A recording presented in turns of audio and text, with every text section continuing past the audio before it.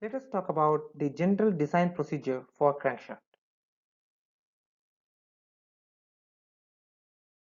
First of all, we need to find out the magnitude of various loads acting on the crankshaft.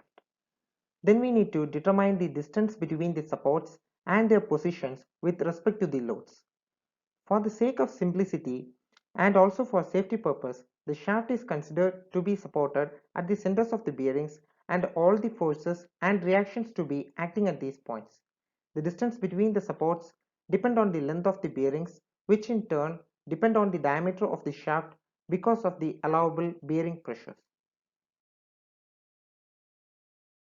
The thickness of the cheeks or webs is assumed to be from 0.4 ds to 0.6 ds, where ds is the diameter of the shaft.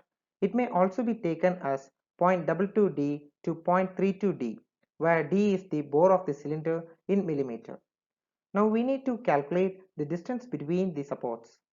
Finally, by assuming the allowable bending and shearing stresses, we can determine the main dimensions of the crankshaft. Bearing pressure. It plays an important role in designing the crankshaft. The maximum permissible bearing pressure depends upon the maximum gas pressure, journal velocity, amount and the method of lubrication and change of direction of the bearing pressure. The table at the right side of the screen shows the value of maximum permissible bearing pressure for different types of engines. Important notes. The crankshaft must be designed or checked for at least two crankpin positions.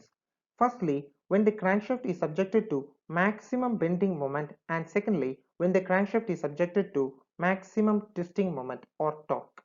The additional moment due to the weight of the flywheel, belt tensions and other forces must be considered. It is assumed that the effect of bending moment does not exceed two bearings between which a force is considered.